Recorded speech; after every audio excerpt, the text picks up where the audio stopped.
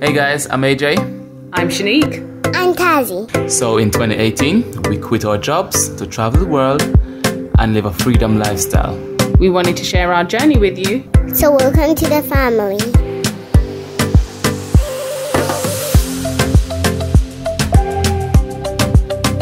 Hey family, welcome back. It's Shanique here, and we're back with another Black Brits Abroad interview. Black Brits Abroad is where I share stories from the diaspora who are living in various countries around the world. They decided to leave the UK for a new life, and we're sharing their journey with you. It's a series that I've come to love, and today I'm really excited to introduce to you Amy. Hey Amy, how you doing? I'm good, thank you. How are you? Very well, very well. Thank you so much for joining us. And if you don't mind, I'm going to hand straight over to you to tell us more about yourself. I'm Amy, and basically I moved with my whole family to Ghana. The weather is so beautiful, like I couldn't resist. We moved here when my grandfather passed away, so we thought, let's come here for a month and see what happens. And literally in 1 month, so many things happened that we were able to say, we're gonna try and stay and see what happens. Wow, yeah. Just like that. Like that, literally. We gave ourselves 1 month, and by the time the time came up for our return tickets, we were like, oh, bye. We're gonna stay. Wow. Okay, so you're going to have to take me back, because not many people are able to say, cool, we're going Ghana next month and we just might never come back. That just doesn't happen to most people. So how did you get there? When you booked your tickets for Ghana, I'm assuming you booked for a family bereavement. Yes. So you hadn't necessarily known this was going to happen. No. But how do you decide we're going to book and we might not return? Well, when I graduated from uni in 2010, recession hit in the UK. So basically, I'm telling my age, but basically there were no jobs, and my part-time job that I had during university became like all I could rely on. And even they were firing people because recession, it was bad for them. So they cut my contract in half, luckily, just to keep me on as a staff member. So instead of working every weekend, I'll do every other weekend. So that was a blessing, because some people were let go completely. So I just worked that, and in between we were coming up with different business ideas of what to do to move forward and to get through these times. And the option of moving to Ghana was on the table. So we were just thinking of, if we go to Ghana, what are we going to do? And I had my first daughter, so we thought, and we did her first birthday party, and we hired a bouncy castle. So we thought, and the guy was talking to us about how he started his business. He was just delivering bouncy castles, and then he'll pick them up in the evening. And we're like, oh, wow. And then he was really cheap as well. He was about £40, which was quite reasonable in those times, for the whole day. So he said, and you can order them online, and I know the right materials. But okay, that's one option. We had different options. We have a farm in Ghana, so we were looking at different farming ideas. So we had quite a few things that we thought, if we did move, what could we do? So when my grandfather passed away, we said, okay, this could be a time for us to explore these ideas. And we got a month of work, and we're like, let's see what happens. And literally, as soon as we came, within the first week, I went to visit my old school, because I went to school here when I was younger, for 4 years. And they saw my daughter, and they were like, yes, she can start now, and gave her a uniform. We're like, wait. We just landed on Monday. This is Wednesday. So Shayna started school within 2 days of us being in the country. And then my auntie called me. She was like, we have a restaurant for you to manage if you want it, because we're going to close it down and, let it go. And I was like, okay. And it was near Shayna's school, and it was literally down the road. And I was like, oh, okay, let's go have a look. And so we did that and thought of how to renovate it and make it functional again, find a chef. And so literally in the first week, Shayna started school, and we had a restaurant to fix up. Wow. Wow. That is something. That is something. But you obviously already had family connections to Ghana. So I guess that probably made the transition a little bit easier. Much easier, yes, because my parents, when I was 10 years old, we moved to Ghana. My parents want us to know our country, where we're from, because I'm half Ghanaian, half Nigerian. So we came to Ghana, which is your mother's side, you kind of were drawn more to that side. So we were here. So I kind of knew Ghana as a young person. So that way, my grandma's here, my aunties are here. So yeah, it made it more comfortable coming back and much more easier. And I was on maternity leave for my second daughter as well. So I thought, okay, why not spend that time here and see what happens? Wow, fair enough. So, but what about your parents? Your parents, were they in Ghana? Were they in the UK? They were in the UK. And so for them as well, it was moving to Ghana and seeing, and my grandfather had left quite a lot of properties and land. So we had to figure that out, go through the will, sort all of that out. So for my mum, it was really stressful to try and sort all of that out and figure out where she's going to be, because he was a doctor. So he had a running hospital. So it was like, okay, so who's going to keep it running? Who's going to pay the staff? Yes. So for her as well, it was like, okay, I think I'm going to stay here as well. So my mum moved. The whole family just up yes, literally the whole family, yeah.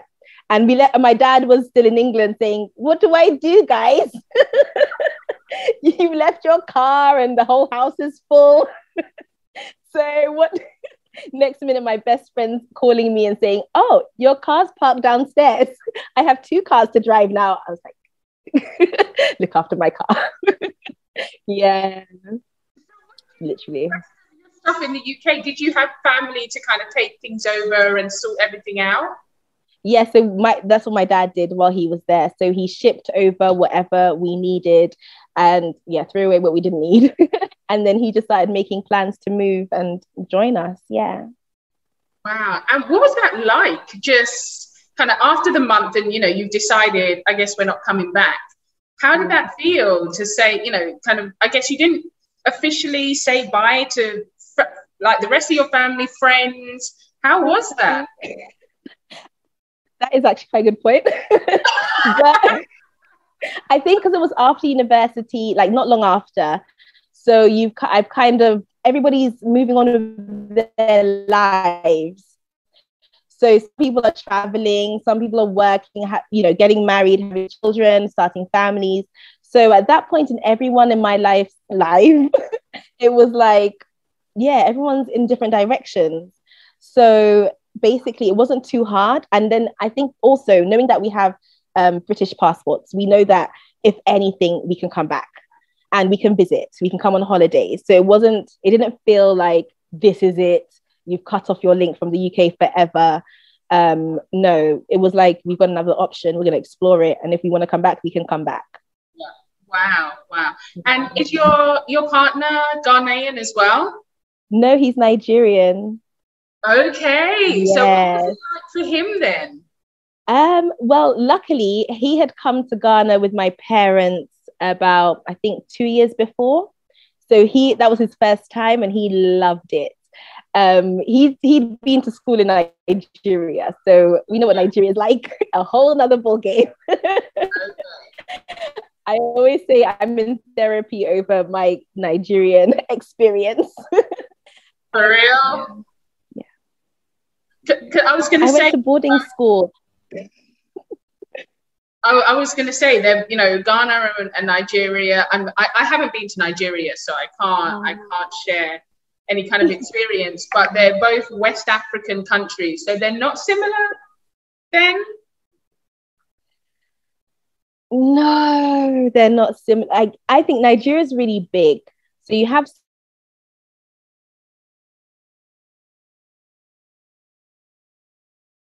Are you with Much us, Amy? stronger in Nigeria. In Ghana, it's more less like laid back. Could you say that again? I think the connection broke up a little bit. Oh, okay. Yeah. So in Nigeria, the culture is much stronger in a different sense. Like the people are tough, everything moves fast. It's a lot going on. So if you like the fast life, that's perfect for you. But if you like the laid back, chilled, relaxed life, Ghana's the place. Okay. And I'm that kind of person. Yeah. Got it. So tell us more, because this story just gets even more interesting, and I don't want to be the one to share that. So tell us more about kind of you settling into Ghana and how you've come to do what you're doing now. So we took it day by day. And as I mentioned, I was on maternity leave, so I still had that income coming in for me to be able to look after my children and explore. So I knew that, Amy, you have like less than a year, about 6 months to figure out what's going on. And then you have to start finding a means to live. So with my husband, he's a sound engineer. So we set up a studio. So we started reaching out to friends that I knew from when I was younger and said, if you have any people that you know can sing, want to rap, or start into a music career, so reach out, which they did. So we started with that. And I was helping him alongside with the restaurant as well. So we got my auntie from Nigeria to come and cook because she's a caterer. So we thought, okay, that's a good way. Everything you can think of, we were like, let's do it. Let's try. Wow. Literally. Yeah. So we learned the system. You literally said that you got your auntie from Nigeria. Like you got someone, you were just bringing people over from other countries. Mm-hmm. Yes. You have to make it work. So if you know someone that can do something, you're like, hey, I'm doing this. Can you come over? Let's do it. My dad called her, said, let's start. So going to the market was one of the funniest, toughest things ever, because I can't speak a word of any Ghanaian language. Oh. And my aunties come from Nigeria and she can't. And we're in the market trying to buy stuff. You can imagine. Some things some things are different names. They don't know the English name, so you have to think of what is the Ghanaian name. And my auntie knows the word in Yoruba, but we don't know what. So we're learning the similarities. So something like egusi in Nigeria is called agushi in Ghana. Okay. So now I'm learning. Oh, it's this. Oh, it's that. And so, but in the beginning, we kind of spent all the money and we didn't know what we bought. So you can get cheated in the beginning, but you learn your way. Wow. Yeah.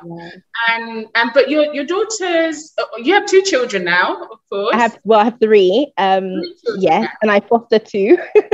Oh wow, really? Yeah. Full house. I tell you. It's a lot going on.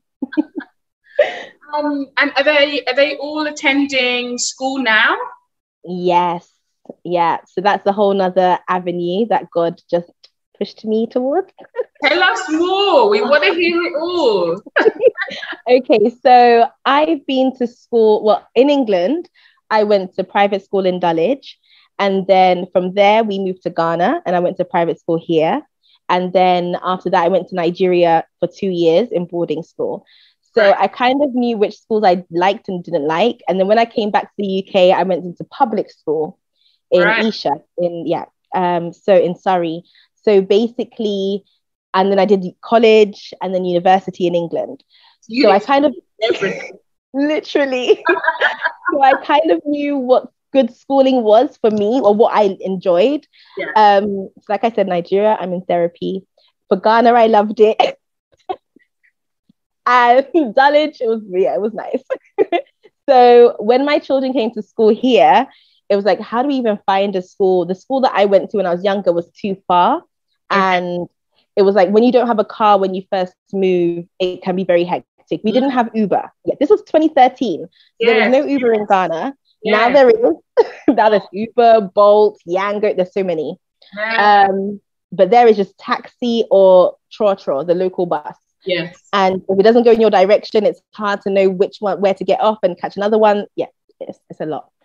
So we had to look for one in the area. And the ones in the area, when you're talking about private school, I think of Dulwich. So here it's like every school is private, but the qualities are just different. When I go to private school, I'm expecting my child to learn Chinese, play the violin, play the piano, learn do the whole lot, like, do the most. But here, not all the teachers are qualified. Not all of them, like, the schools don't help the teachers sometimes. The child will write their name wrong and they'd mark it correct. Like, there are lots of issues. And I'm like, but this is not private school that I know. Yeah. And the prices they charge, even from now, you're getting schools from 5,000 cities to $10,000 a term. So, like, let's say from $1,000 to $10,000 a term, that's how much they charge. So if you're going to even struggle and pay that amount, you're going to expect the most. Sorry to cut. But you're still potentially looking at similar prices that you might get in the UK, but not necessarily the standard of Exactly. So whereas like in the UK, what you'd get for public schools, that standard is still not even here for that price. Okay. So I'm like, what I'd get for free in England, you guys are not even doing that, and you're charging the most. Right. Exactly. So it was kind of frustrating to the point where I was like, I'm just going to homeschool them. And Imani was 1, and Shayna was 4. She was about 3.5, turning to 4. So I was like, you know what, let me just keep them home and homeschool them, and let's see where, what happens. Yeah. So that's what I did. And then my husband went outside to do some housework, compound work. You have to clean out your compound and make sure your front of your house is clean. And when he did that, he saw a little boy with his mum just running around in the street. And he was like, why are you not in school? And he couldn't speak English. And he was just like, oh, alumi. He wanted to sell the aluminium scraps around. And it was like, no, like, why are you not in school? He couldn't speak a word of English. So we now said, okay, come inside and learn with my children. So his mum told the whole school, the whole area, not the whole school, the whole area, school waha. And that means like, there's a school here. It's like, mummy, no, she can't speak English. So there's her like branding, school waha. I mean, auntie, there's no school. It's school. Teaching my kids, no. And before you know it, literally that week, people started knocking on the gate. We heard there's a school here. We brought our children. I'm looking at the children. I'm like, what? How much is school fees? School fees? Oh my gosh. No clue. So I was paying one teacher to help me homeschool with the kids.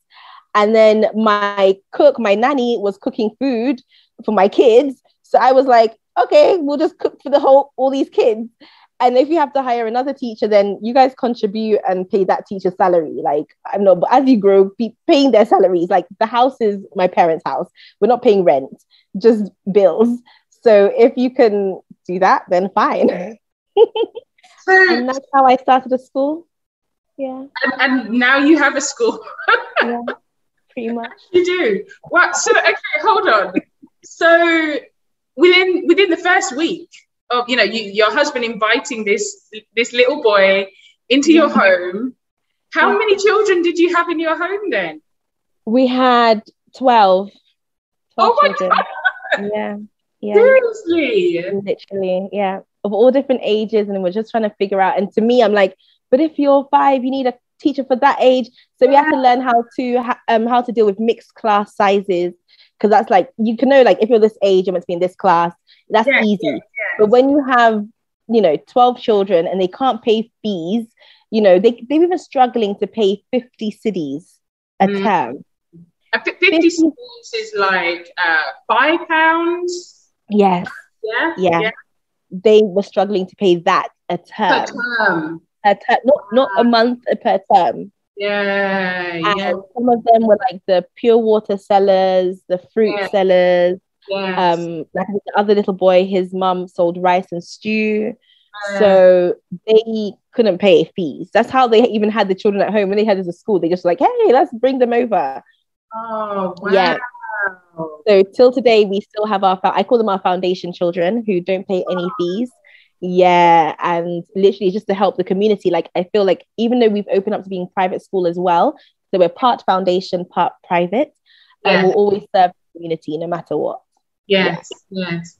Wow. So how many children do you have now? Well, now I have 48 children. Oh my God. Yeah. That's a whole school. Yeah, literally. So we're up to, well, my daughter now, because she joined us as well. So we're up to primary 6. So she's going off to year 7 in September. So we found another school for her again. So we have crazy. Wow, what a journey. This is one of the things that I absolutely love about Ghana, because this would just never happen in the UK. No. Not at all. Not just spontaneously like that. There's so many things you'd have to file for, permits and all of that. But here it's like just that. When you start, all the necessary people will come. And I'm like, really? Like, yeah, just that. When they see the signboard, they'll come. Yeah. Wow. And how has it all worked out? I'm sure it hasn't been easy, and you've had a lot of struggles along the way, but has it literally been that simple? Because in the UK you'd have all the red tape and things that you'd have to go through first to open up a school. Has it been manageable, doable? Would you encourage others to do it? I would definitely encourage others to do it. If you have someone who can help advise you on the different steps, on the different departments that you have to pay and how much you have to pay, because here they try their luck. A 2,000 cedi bill could really be like 300 cedis, if you know. And you have to know the time of the year you pay and when it's due by. So in Ghana, it's from January to December. So if you have one of the departments come in November, and you think, oh, it's for 1 year, and you pay them, it's only from November to December you've paid. You haven't paid from November to the following year, November. Yes. So they do try their luck, and we've had instances where we paid them in December. Yeah. And it was like, they came back in February or March, and I was like, no, here's our invoice we've paid for the year. They're like, no, Auntie, that was for last year. We're like, what? So we paid for 12 days. He was like, oh, those people, they are wicked. That's a different part of our department. I was like, no, but why did nobody tell me? Yes. So their billing is from January to December. So yeah, once you paid, it's for that year. But they were lenient. They did say, okay, we'll come back in July. So, but you're going to pay for that year. I was like, I understand now. So from now on, yeah, you can't cheat me. Wow. Yeah. And do you teach, or are you just running this as a business now? No, I teach as well. So I do take some classes and I train the teachers, because I realized that in Ghana, no matter what qualification they have or what they've been through, they still need extra training. So the parents will say, are they qualified? Can they teach? I've been trained. I said, yes, mommy, I trained them myself. Anytime my friends from the UK come over who are teachers, they come and help me train them as well and give them another site of how to train, how to teach as well. I've had a lot of UK friends who come over to do their gap year here as well. So while they do their gap year, they've helped teach the children, train the teachers. Yeah, so it's been a blessing. So it is a lot of work. And I teach online as well to help with the bills. So that helps as well. So I teach Chinese children, Italian, German on different platforms. So that helps. So that's another way of making money in Ghana while, you can cope with some dollars. On top of being a mum to 5 children. I know, it's crazy. Where do you find the time? I don't. That's why I kept seeing even this interview. I was like, no, I must do it. Like, I don't know how I'm going to find the time to. It's like, Amy, do you have half an hour of time? I'm like, I don't think I do, because I have something I do every single minute. So I'm even printing curriculums. Like, I was doing that before this, and making sure I have all my paperwork, because we're back in school on Wednesday. So yeah, it's a lot of work. Wow. You are superwoman, literally. literally. It's And great. so you have the school. Your husband is a sound. His studio is still running. Yes. So we have two studios. We have one at home. So during lockdown, we realized we didn't keep the main studio open. So we built one at the house. Yep. So we have one here. And we still have that one running as well when you book for appointments. Some churches used to book it to help hold their services online during lockdown, where they just have about 10 people, do an online service. So we can hold choirs, so live sound, completely. So so he runs that and a record label. So we have artists that we manage. And I did marketing, so I could also help with the marketing aspect of the studio and of the record label. Wow, fantastic. And what about the restaurant? Is that still going? Yes, that's still going. So we just changed location. So it's not as far as it was before. So we actually have it in front of the school because the size of the land is quite big. So we've got about 2 plots of land. Yeah. So we're able to put the restaurant in one corner in front. And then we hired a chef to run it, because there was a point where we were running it as well, but I'd get home at 1 a.m. from school. It's like I'm in the restaurant, have to do stock take, put everything away. I was like, no, I can't live this life. I can't kill myself. So we got the head chef to run it, hire and fire who you want, just pay some money and we'll be fine. Like, you just take over. So that's still running successfully. And so we have that going on.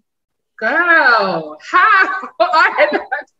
I'm sitting here just like in awe of you at the moment. Completely. I don't know how I do it. Oh wow, that's amazing. I want to hear more about how you came to foster 2 children as well. Oh yeah, that's the mission. So the first one is the little boy who started the school. I always say Augustine started the school, because if his mum didn't announce the whole area, it wouldn't have started. So unfortunately, the mum had to move back to the village because the land they were staying on, in Ghana, we have vacant land where people put their kiosks on it, these wooden shacks, and they live there until the owner comes and says, sorry, I'm going to build my house, and they sack all of them. So they sacked them. We were able to get another place a little bit closer, but that one as well, they said sorry, and they sacked them from there as well. So she was like, I give up. I'm going back to the village. So we're like, oh, mummy, if you go back to the village, how will Augustine continue? Now he reads, he speaks fluent English. He is doing so well.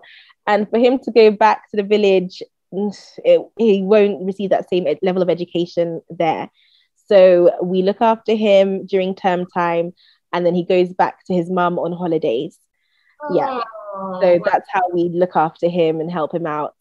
And then the other little girl, Anna, so her mum is from the north of Ghana, and she also, it's hard for her to look after her daughter. And the north is about, how many hours? About 18 hours from Accra. Yeah.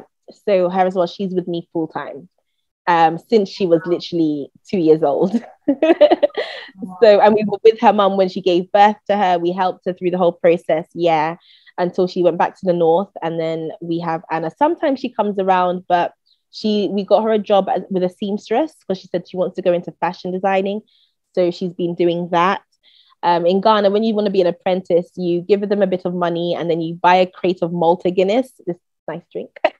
And then, I know, it's so interesting. Like, I can't remember how much we gave her, probably like 500 cedis and a crate of malt.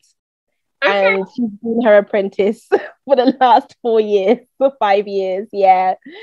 So that's how it is. So we've helped her out, because like, no matter what you're doing as a parent, let's see how we can help you establish a career and be better, So she's doing that. So I look after Anna.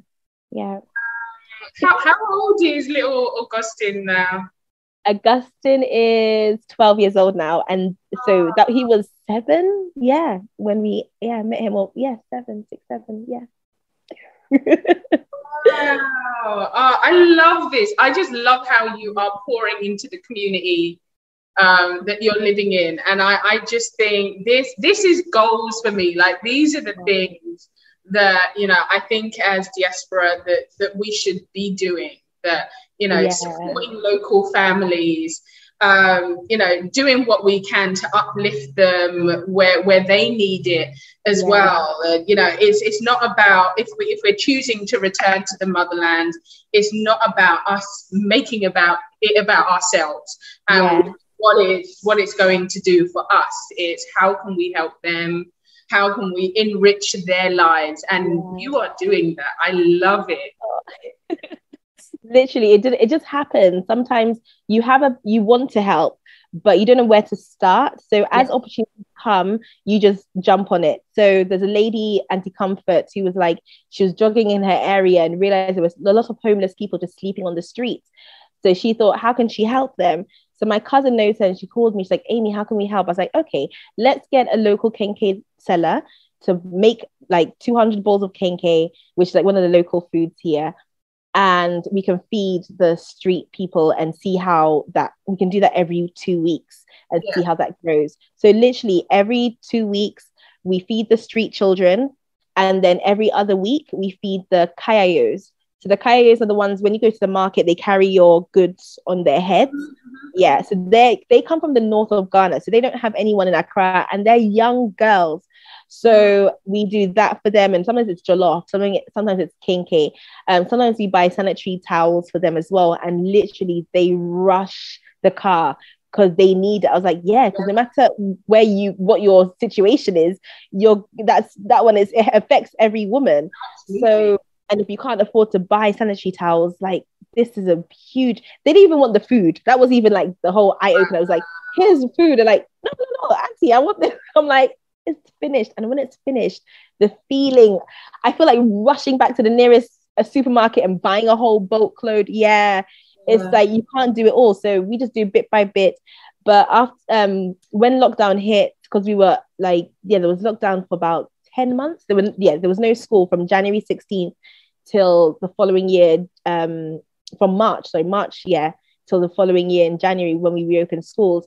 So everyone's a bit cautious of going out. So we stopped doing that. So hopefully we'll, meet up again and try and continue. But those are like just opportunities that just come our way, and you just do your best to help. Yeah. All right. Wow. I'm like blown away by all of this. This is fantastic. And I'm so glad. I'm so glad that you've shared your journey and that you've shared kind of how you pour into the community, and hopefully people that are considering moving to Ghana, considering moving to anywhere really, become more aware of how they can support the local community in similar ways, in other, like you said, wherever opportunity presents itself to support the locals. I think it's such an important part of when we consider moving abroad. I love that. Wow. I was going to ask you what a typical day looks like for you, but I'm gonna ask, what does if a typical day exists, what does that look like for you? Well, okay, so let's say a typical Monday morning is my alarm goes off and I don't want it to go off. I just keep snoozing. What time? Okay, get the kids ready. 6. Okay, it's not too early. It's not too early. Yeah, not too crazy. Yeah, because we don't live far from the school, so our house is literally like a 10-minute walk. Yes. Cool. So we're able to get a house that's not far from the school. So and the school is where we were living, bearing in mind, before it became a school. School kicked you out. Pretty much. My mum came, and the funniest thing is we changed every bedroom into a classroom, and then we left mummy's bedroom, mum and dad's bedroom, we left it there. And then she came on holiday one day with her suitcase, and she's like, oh, my house is not my house anymore. Like, okay, I'm coming to your house. So we put her back in the car and then came to our house.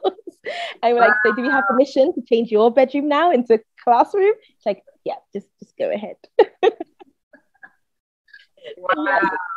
Wow. So wake up at yeah, 6, get the kids ready. There's me shouting the whole house down, hurry up, where's your socks? Put your uniform, have you ironed your uniform? Yes, it's manic. Because I don't have a nanny. The kids do everything. Yes, they must learn how to do everything. So yeah, they get themselves ready and like they get breakfast done. Then it's like, get in the car, and we get out. Once we're at school, I check on the teachers, make sure everything's working well. They come and see me if they need anything. I print off all their paperwork that they may need for the week. And then when it reaches 11 o'clock, 11:30, I start teaching online because that's my lunch break. So on my lunch break, I teach online from 11:30 to 1:30. And then after that, I check on the kids again, do any paperwork. By the time it's closing time, about 3 o'clock, parents start coming. I start attending to them if they have to pay any fees or whatever, all their inquiries, do it then. And then I might have some classes in the evening about 5 o'clock. That's when I have my Italian children and my German students. And they're like 1 hour lessons. So I pretty much finish teaching online about 8 o'clock. So in between, I'm either rushing home with the kids and then teaching. But if I notice that I can't make it home, I put them in an Uber to go home, and then I stay at school and teach. And then I know what they're going to eat for dinner. So I've already told them, warm this and warm that. Or if there's no food, I order pizza online and they love that. But yeah, pretty much. And then when I finish teaching, it's like clean up the house and get to bed. But by the time I get to bed, it's like 10 p.m. Wow. So yeah, my whole day, every day, it's like that. Yeah. Very full on. Very. Yeah, it is. Wow. I survive. But you're doing it. And you look great. So so you're doing something right, I think. Yeah. Well, in this weather, yes. And sometimes it gets so hot during the day. Even from 10 in the morning, it's already 33 degrees. Wow. So it slows you down. You're like drinking lots of water. Luckily, there's fresh fruit available around the corner. So the security man, I'm like, please go buy me some oranges. And it's like 1 cedi for an orange now, which is really expensive at the moment because it used to be like 20 pesos or 50 pesos for an orange. But it's okay. It's fresh fruit. In the UK, that's like 10p. So we're not complaining. Exactly. Yeah, but here I'm like, we earn cedis, we don't earn pounds, so we have to have that mindset. Don't convert. But yeah, there's always fresh mango if it's in season or watermelon. So having that for breakfast is nice. And when my mom can ship me a barrel, then I can have my Earl Grey tea. And so let's talk more about the UK as well, and what you miss. Are there any things that you miss about the UK? I don't know. Do I miss anything? Well, I think it's shopping maybe. Yeah. So every year we do come over. Well, my parents live in Spain. So we go to Spain. Yeah. We haven't been for the last 3 years. Yeah. As we know the situation. So I was like, yeah, it's not worth traveling. But we are going this year. So we go to Spain, and I love it in Spain more than the UK.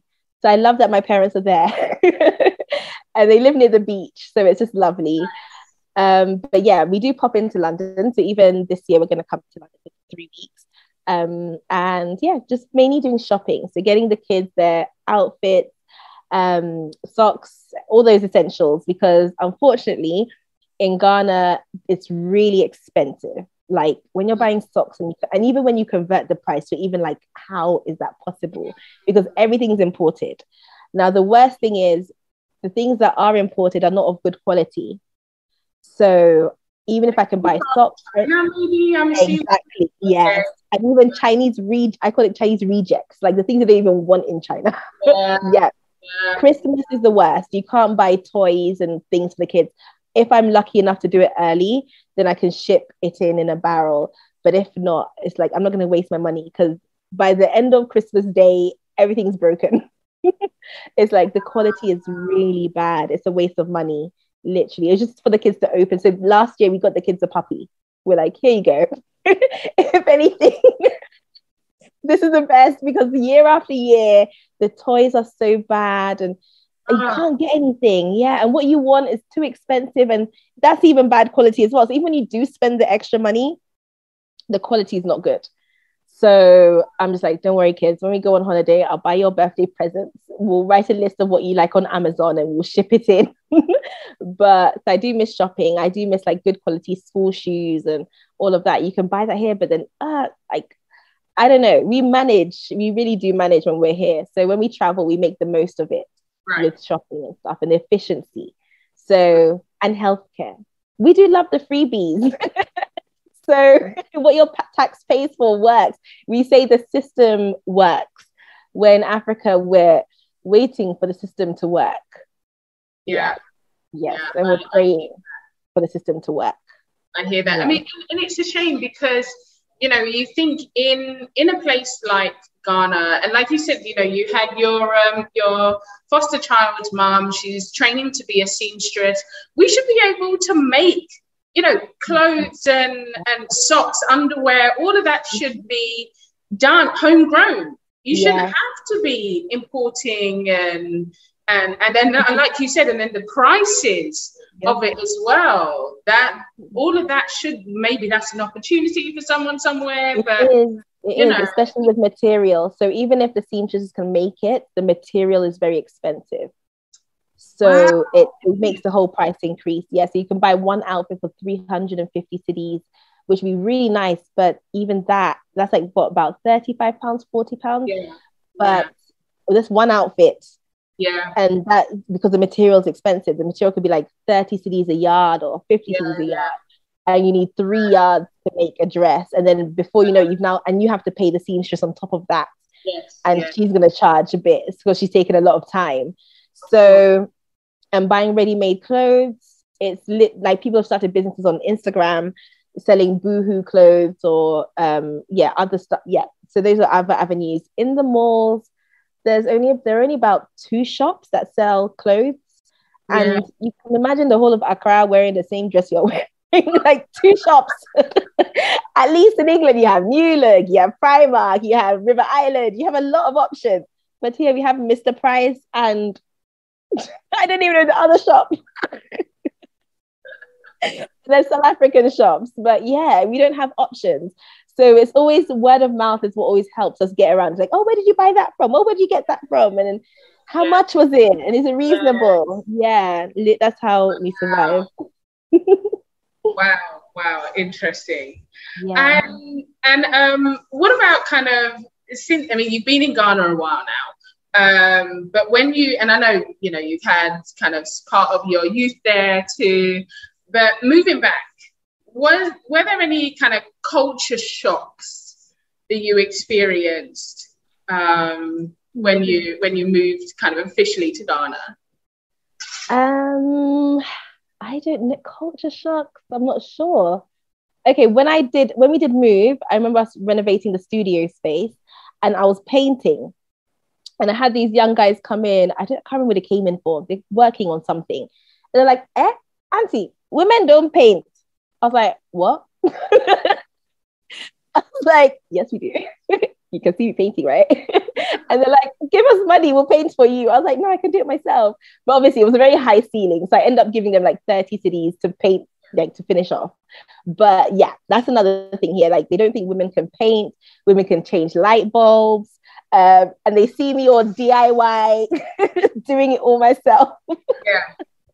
Yeah, and they're just like, huh? How? Why? And I'm like, because when you travel, this is how it's going to be, you know? And I keep reminding, they all want to travel. And I'm like, when you travel, there's no kenke in England. Like, you have to go, unless you go to like areas where there are a lot of Ghanaians, you're not going to find it. So when you're eating this kind of food, you have to get used to spaghetti bolognese and shepherd's pie. And they're like, what is this? They don't understand.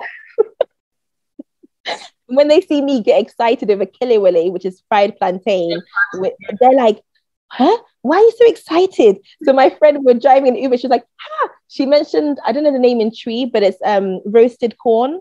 And they do that by the roast. Like, and the Uber driver was laughing. He's like, why are you so excited about roasted corn? She's like, it's not in Germany and I want it.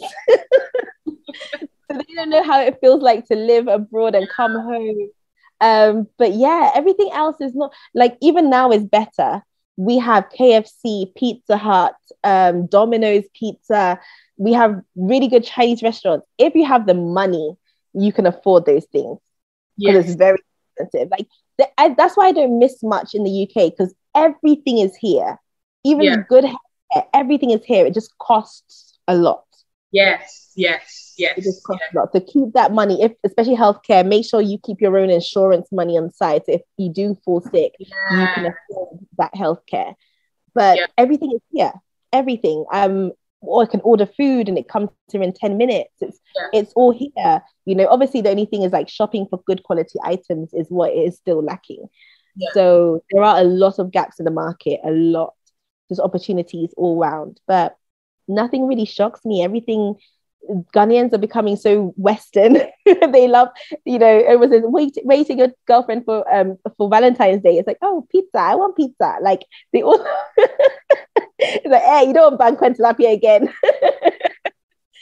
So yeah, it's normal. It just like, I feel like it's like Spain with the weather. Like it's just nice. It's lovely. Yeah, I mean that's another thing that I do kind of. It's a little bit of a shock for me. Like, it's, you know, obviously I didn't grow up in Ghana, so it's a little bit of a shock for me. I think for the time we spent 4 months in Ghana, and I kind of it was a very expensive 4 months for us. Expensive because I guess even though we've been traveling around the world for 4 years now, so we've lived in 5 different continents.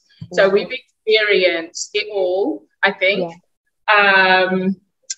But we still like our conveniences. As many people do.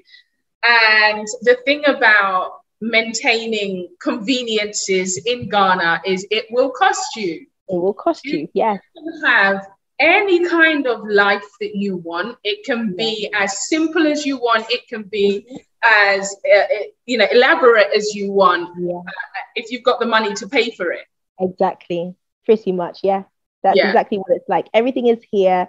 So my cousin keeps teasing me. She's like, how do you keep numbers in your head? Because I will tell you, if you want the best bread at the right price, is ShopRite. Right now it's 8 cities. It used to be like 4 cities. and Ghana's butter bread actually. Yes. It's not good if you want to diet. No, but it is delicious. Oh my gosh. So if you know where to get your bread from, ShopRite is good and it's a reasonable price, which even some locals don't know. That they just see ShopRite, they think, oh, big supermarket, it's expensive. Like, no. I get my bread and potatoes from ShopRite. I'll get milk and sugar from Gain. I'll get my meat from Maxmart. And I'm getting my okra and tomatoes from the local market. Like, I literally spread out my whole shopping list in like 4 or 5 different places. Yeah. To get my costing on point. Because if I want that good balance, so I can still buy cornflakes here. It's 25 cedis for the big box. So I will still get those certain things. But then again, some especially recently, a gallon of oil is the same. It's like 450 cedis when it used to be 160. And now I'm like, that's someone's salary. Like that, it's becoming a bit much now. So I don't know how even the locals will survive, but I'm really trying to find, like, my heart is to find ways that Ghanaians can survive, because it doesn't make sense how I go to the supermarket, buy bread, eggs, sugar, milk, Milo, and then my bill is like 300 cedis. And I'm like, that's somebody's monthly salary. How is anybody else surviving? Because I've tried buying milk in the market, but the powdered milk, you don't know what they're putting inside the powder. Like, you want to buy a specific type, and it used, like, December, it was 15 cedis for let's say 450 kg, and now it's 32 cedis. Salaries haven't increased, so how's anyone coping? That's the worst thing. Because I think I read recently as well, the can't remember, what did you call it? The bag water as well. The sachet water. Yes. I heard that's like 8 cedis now, which is like a pound. Exactly, and it used to be like 3 cedis. So luckily there are some new companies producing water. So I had someone delivered one the other day, and it was 4 cities, and I tasted it and it was very good. And I was like, oh, okay, so I'm going to start buying that. And then I went to the hairdresser recently, and she was like, oh, auntie, taste this water. And I tasted it. I was like, okay, how much is this one? She's like, 3 cities. I was like, yes. So now there are, so in a way, it's a blessing, because now more Ghanaians are producing a water to that same standard or even better for cheaper. Yeah. So if they can maintain that, now the locals are going to make more money rather than just buying Baltic, which I think Coca-Cola owns Baltic, and Special Water. Like, those are the two main ones that people always buy. Yeah. But now there are unknown ones that taste good, because before the unknown ones tasted terrible. So people didn't trust them. So it's helping the local industry, definitely. That's good. I'm glad to hear that there are more local Ghanaians that are kind of taking their power back. Exactly. Yeah. And we're waiting for that. Like, it has to happen. Like milk. I miss fresh milk. Yeah, I do miss fresh milk from the UK. Like, just buying that gallon. Oh my gosh. But I'm hoping. So someone told me recently that in Rwanda, they actually have milk shops. And I'm like, we're on the same continent. Can they please just like drive it here? Like, so I want that more, where Africa needs to be more connected. Like, what they don't have here, they can bring it. Like, we need to be more united, because we have it all on this continent. Like, to think that we live on a continent that is bigger than China, Europe, and America put together. Right. Really, why? No, we need to be more unified to, trade with each other. Nigeria, that's almost next door, they have a lot of factories. They produce a lot. Yet we rather import from South Africa. And it's like, why? Is it this little Nigerian jollof rivalry? Stop that. Just be friends. Yeah, no, absolutely. It's something that is needed, desperately needed for the continent. Yeah. And it's, because there's so much going on in the world right now. And I just think now is such a great opportunity for us to come together as a continent, and kind of as the diaspora as well, for us to pour in our experiences, our knowledge, our finances as well. I think if we could all just come together, man, it will happen. I hope so, and I genuinely do believe that Africa can rise and has the potential to rise. I hope so, and I'd love to believe that I could be alive to see it happen as well. Definitely. Yeah, we wait. It's gonna happen. It can happen. It will. Yes. And you said that when you first came, you didn't speak any of the local languages at all. What about now? Oh, unfortunately, Ghana is a place where you can get around for 8 years of your life and not learn the language fluently, which is something that, as I've been teaching online, I'm like, no, come on, guys, we need to make it happen. We need to teach people our language. I need to learn. So I've been learning a lot of basics. I can say I'm hungry, I'm tired, I want to go here and there. So very basic. But I feel like it shouldn't be. We need to, we need to teach our language. Like, you have children born and bred in Accra and still can't speak a word of their language. It's just English. Yeah. And that's a problem. I was like, why? No. Like, I'm someone who wished I was born in Ghana, so I would speak Ghanaian, like any Ghanaian language. If it's Ga, well, my mom is Ga, so I would like to speak that. Or Tree, which is easier to learn. But we need to speak our language. Even in Tree, they mix it with English. And I'm like, why? Are there no words for apple? They're like, oh, no. But if you go to like Kumasi, they speak fluent Tree. There's not an English word in between. So we're losing the language. And I'm like, no, this is not right. We need to teach our children. I really encourage it. I encourage them to speak with the local children. I want them to learn. Because I was thinking, no, if you go to China, you're going to learn Chinese. It's like impossible to go there and start just speak Italian or English. Like, no, that doesn't make sense. So I'm an advocate for like the language. We need to learn it. And it upsets me that I've been here for so long and I can't speak it fluently. Like, it's not good. It's not good.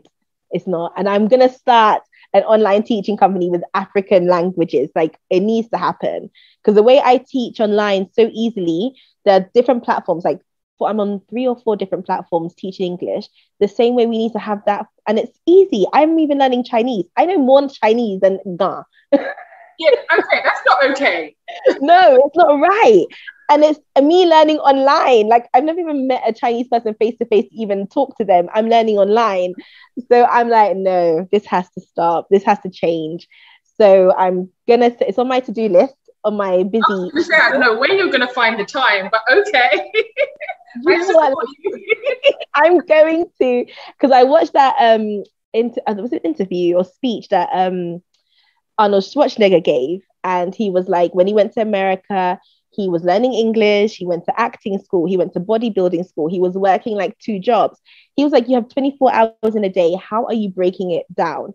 So literally, I need to do that. I need to reschedule my whole schedule. Like, I need to break down my 24 hours, give myself enough sleep, and maybe break times, meal times, and then work around. Because I could be on my phone and you don't realize you could be on social media for like 4 hours without realizing. This is true. And you need to like cut it down. Like, give yourself maybe 30 minutes in a day to browse. That's it. And then use the other hours efficiently, and work it like a timetable. So that way, I think I might be able to. And I need to start farming this year. So I have a lot of things I need to do. But it's on my to-do list. And I'm gonna do it. My 24 hours. I need to do that timetable. I believe you. With everything that you've done so far, I would not be surprised. We're gonna have to do like a follow-up interview in like a year's time. Okay. And see how much more you've added to your plate. That's my deadline. I need targets. That's good. I like the sound of it though. I think you know, especially because more and more people are considering moving to the motherland. They're going to want to learn, and I'm with you. I'm 100% for it. If you move to another country, you absolutely should, as a minimum, learn the basics of that language that's spoken there. Because I'm sure you could attest to, we had the experience that, you know, when you don't speak the language, it makes it so much easier for people to take advantage of you as well. Definitely. They will try and cheat you. I remember we were driving somewhere and this big truck had stones, and one of the stones hit our windshield and cracked it. And the way we came out of the car and we're talking to them, they would just take us for a ride. But luckily, my mum was in the back. And she came out all guns blazing with her gun. And I was like, thank God. And they dropped money on the spot for us to get it fixed. So if we didn't have mummy who spoke Ghana, they would have just driven off. Oh, I exchanged numbers. We never have found the person ever again. So it does help, really, especially on the spot. If you're talking to police and everything, if you don't speak the language, they assume you have so much money. So the police will even say, oh, you just settle it. You just give them something when it's not even your fault. So learning it, sometimes even just one word. So I've learned in Sumo Nakai, and that means I don't like what you're doing. So I don't even say much. I just say, Sumo Nakai. And then they're like, oh, Auntie, I didn't know you spoke the language. And I'm like, yeah. I don't know anything else. But they don't need to know. But a few little things, like even going to the market, I say enye, and enye is a ga for how much. Okay. Or in tree, you say ASA. And then once you start the conversation with a tree or ga word, they think you know the rest and they won't cheat you. Yes. So even if you don't know anything else, or you say, oh, my tree has finished, but it's okay. That first initial contact, that word, it's enough. So I just say, enye, they're like, okay, 2 cedis. And I'm like, okay, good. But if I didn't say that, I say, how much is it? They'll be like, oh, 10 cedis. Like, oh, for the same thing. So it does help. It does. Like basic like that. It helps you get around. Wow. Cool. So if you had the opportunity to do your time all over again, is there anything that you do differently? No, because you can't plan.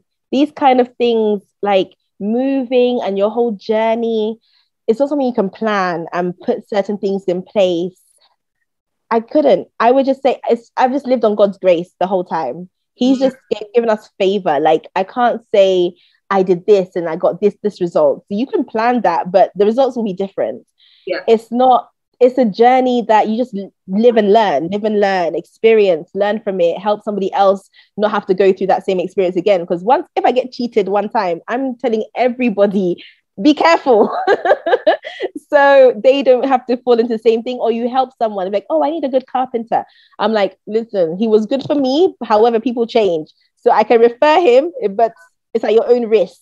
There's certain recommendations as well. You can't just, I can recommend someone, he was good. It was this price, but sometimes people go through things in their lives and they'll end up charging a lot more, or even cheating people, which they never would have done before. So this whole journey, you just live and learn. You that's why being in the UK, or growing up there, you kind of have a mindset of, if you face a problem, that will not be a problem the next time. Next time it's gonna be better. I'm gonna fix it. So it doesn't keep happening. Whereas in Ghana, they keep doing the same thing over and over and over again. I was like, this roundabout has how many people have died at this roundabout? And people are still dying at that roundabout. In the UK, there will be signs, police, cameras. No, once there's one accident, it's not going to happen again. So having that kind of mentality here, it does help. Knowing that you've been through something, if you fell into trouble, you know how to deal with it the next time. And you end up building relationships. So with the school, I have children who their parents are police officers, immigration. If I think of anything, I'm like, oh, auntie, this is my situation, or my friend's situation, how do we deal with it here in Ghana? Ask advice from the locals, because the way we think over there is different from here. So you always ask, when someone says, oh, this person died, you give them 100 cedis, like, oh, just take it. Like, it's a certain things you have to do. And before you know it, that person will be there for you no matter what. And you'll be like, oh, but all I did was give you something small. You have to be very people-minded, because it's a community. And Ghanaians are very community people. Like, if you don't look after community, thieves will come to your house and they'll watch the thief rob your house and be there looking. But if you have built a good relationship, they will call the police, shouting for you. In fact, they'll even go and beat the person for you. So you have to build that trust with your community, treat everybody well. Like, when the electrician comes to my house, he loves talking. And for me, sometimes I'm busy. I really want him to just fix what he has to fix, and so I can be doing something else. But he loves to talk with me. And I'm like, while he's doing it, like, oh, so hey. And he's talking. And I'm like, yes, and this happened. Hey, and the president did this. Hey, and E-levies. They want to chat. And I'm there like, Lord, I have so many things to do. I don't have time to chat. But I know for him to do a good job and him to come when I call him next time, we have to chat. So I'm there like chatting. My husband's like, hey, you have time. I'm like, no. When something happens, he won't mind me. So it's just building that relationship and just living and learning as you go along. I can't give you a blueprint of how to do it. It's just, or what I would read. No, I like where I'm at. So whatever brought me here, I'm happy. Yeah. Wow, fantastic. And for people who want to learn more about you, what you're doing, your school, maybe your husband's sound studio, can you share with us social media, websites? I'm really bad at marketing, even though I did marketing. Well, marketing myself, I can market for everybody else. But online, the school is Grace Child Prep School. It's a Grace Child Preparatory School. We have Grace Child Foundation as well. So that shows all our foundation children. My husband's studio is 357 Studios, or 357 Music, 357 Live. Yeah, we just, that's all on Instagram and Facebook.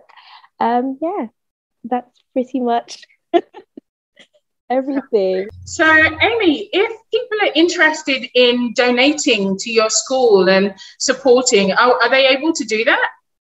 Yes, they can. I've even had people in the past set up GoFundMe pages for the school so we can buy books. My friend has called me. She's like, her company's giving away computers. They're upgrading. So she's got like computers to ship over. Even if I have to pay the shipping costs, I don't mind. Like anything to help the children, especially the ones who don't pay school fees at all. They don't have good clothes or shoes to wear, and I have to always buy their uniforms for them myself. So shoes, school bags, stationery, which has really increased lately as well. So that would be so much help. Anything, it's helpful. I've had people, sponsor children. So £20 a month, £10 a month to help with their fees or books. Because especially when it comes to books, it costs a lot. And I'm dreading September because everything has increased. Yeah. How much would it cost to sponsor a child?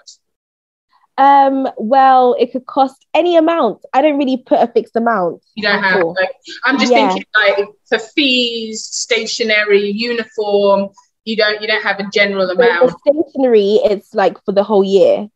So for stationery, the whole year would be 600 cedis per child. Is in pounds?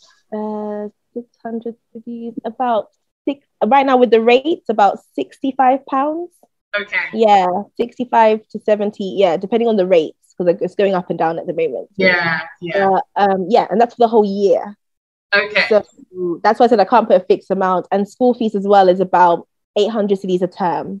Okay. So let's say £80 a term. Yeah. Okay. And how many children do you have that currently can't afford to pay for their fees and their stationery? Pretty much over half of the school. So I have some children and I have about 48 children. Okay. A lot of children. I have children who don't pay at all, which is about probably like 10 children don't pay anything at all. Right. And then I have children who pay part, so I say they're on part scholarship, so they can pay 400 cedis or 500 cedis, but they don't pay the full 800 a term. Yes. Okay. We have some on full scholarship and some on part scholarship. So the children on part scholarship are quite a few, probably like 25 children. And the ones who pay the full fees, about 12 children, if I'm calculating properly. But I have to really go back and calculate everything. But that's why I accept anything. Anything is helpful. Every little helps, literally. Yeah, absolutely. So Pro Family, Black Brits Abroad family, we're appealing to you to open up your purses, support Amy's school because she's doing some wonderful things, and we would love to offer our support where we can to make sure that these children can continue to get the education that they deserve as well. So we'll make sure we sort out where they can donate and support. Because I think that would be a really great opportunity as well for us to support, whether we're in Ghana or not as well. So I love that. All right, thank you for sharing. Thank you so much. Perfect. And I'll drop the links in the description of the video as well for anyone that wants to learn more. But Amy, thank you so much for sharing your very unique journey with us. It's been an absolute pleasure. Thank you for having me. I always, love taking the opportunity to help people through their journey, because when you're by yourself, it's not easy. It's good to have advice from anybody. I knew when I first came, I was calling my auntie for everything because she was here. So now I hardly even call her, which is really bad. But I will. But once you get used to things, it becomes easier. So thank you so much for the opportunity. No, we appreciate your time, your energy. And family, please check out everything that Amy's doing with the school, with her husband's studio. Thanks for joining us as well. We hope you've enjoyed this episode, and we look forward to seeing you in the next one, guys. Take care. Bye.